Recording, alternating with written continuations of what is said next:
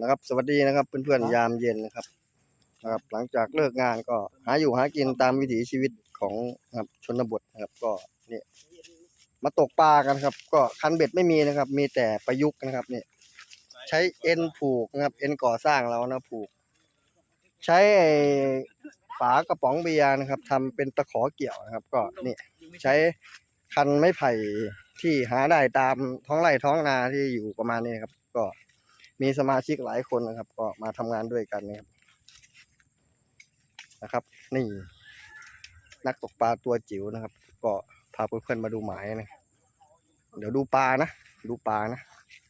ปลาขึ้นค่อนข้างที่จะตัวใหญ่นะครับแต่ไม่มีปัญญาเอานะครับลากเบ็ดลงน้ำไปแล้วรอบหนึ่งครับเอ็นหมดเลยนะเอ็นอยู่บนรถเนี่ยอันนึงหลังรถพาเพื่อนๆมาหาอยู่หากินนะครับตามวิถีชีวิตนะครับชนบทเรานะครับนี่ผักควายนี่เก็บไปกินได้นี่ผักควายนะครับเพื่อนๆรู้จักกันหรือเปล่าครับก็สามารถกินได้นะครับรับประทานจิ้มน้ำพริกกินสดหรือลวกก็ได้นะครับเดี๋ยวเรามาลุ้นกันนะครับว่าจะมีตัวให้ได้ดึงไหมนะครับเดี๋ยวให้เพื่อนๆทุกท่านนะครับที่เข้ามารับชมมาดูนะครับว่าปลามันขึ้นขนาดนี้นะครับโอ้โหเป็นบ่อล้างกลางทุ่งนานะครับถัดไปข้างหลังจะเป็นบ่อลูกรังครับไม่รู้มายังไงนะครับเป็นควายลงเป็นโอ้โหนี่เพื่อนๆแต่ไม่รู้ว่าจะได้ตัวไหมก็เดี๋ยวมารอลุ้นกันอีกรอบนึงนะครับยังไงดีมาแล้วนะครับนักตกปลาสายจิ๋วได้ปลาอะไรนะครับปลาดุกเดี๋ยวพาทุกท่านโอ้โหปลาดุกหัวขอด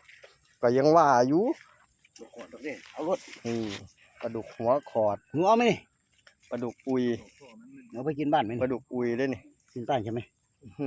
เอาของมาใส่ตัวเหลืองดีนะครับค่อนข้างที่จะผอมซีดแรงน้อยนะครับเพราะไม่มีอาหารจะกินดูลักษณะแล้วนะครับเพราะมันอยู่กลางทุ่งนานะครับกับเป็นบ่อลูกรังนะครับค่อนข้างที่จะอดอาหารนิดหนึ่งนะครับเพื่อนๆนะเดี๋ยวเรามารับชมต่อนะครับขอให้ตัวใหญ่ๆนะครับลากลงไปมั่งนะรอลุ้นตัวนี้นะครับสายเอ็นก่อสร้างนี้ไม่รู้ว่าจะทำงานหรือเปล่าเดี๋ยวเราไปดูอีกนะครับว่าอยู่ในป่านี้จะมีอะไรมั่งนะครับเป็นหมายรกนะครับโอ้ได้ปลาดุกหัวคอเหมือนกันครับนี่โอ้โหเพื่อนๆสุดยอดเหมือนกันนะนี่ดูคันเบ็ดเรานะครับเราทงเบ็ดอยู่ประมาณ4-5 คันนะครับเพื่อนๆเดี๋ยวมาลุ้นไปกันต่อนะครับว่าจะได้สักกี่แต้มนะครับสำหรับวันนี้มีเวลาแค่1 ชั่วโมงแล้ว1 แต้มนะครับของนักตกปลาสายจิ๋วนี่นะครับนี่โหตัวสวยงามนะทุกท่านทุกคนหมานอยู่คนเดียวนี่สุดยอด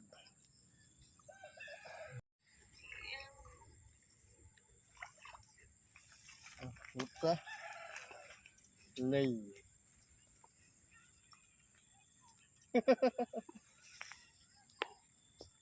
เอาหัวขอมัดโอ้ยตัวเดิมตัวนี้หัวขอมัดเอาอีกแล้ววะโอ้โยกอีกทางนั้นลงหลุมแล้วบ่ดูดิอะไรอยู่ในหลุมปลาหลุมบ่